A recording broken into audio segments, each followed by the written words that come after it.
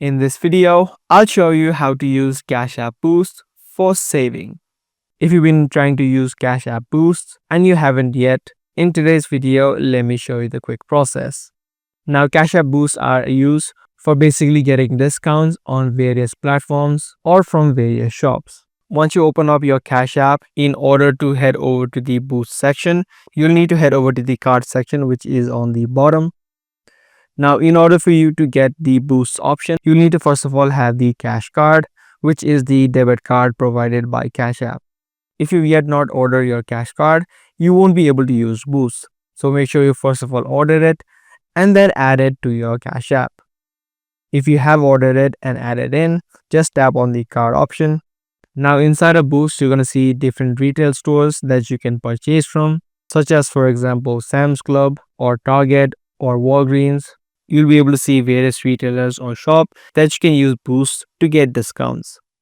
So what you need to do is just pick the Boost that you'd like. So for example, if you pick the Sam's Club option, you're exactly going to see the type of Boost. For example, it's going to be 5% off on online purchases on Sam's Club.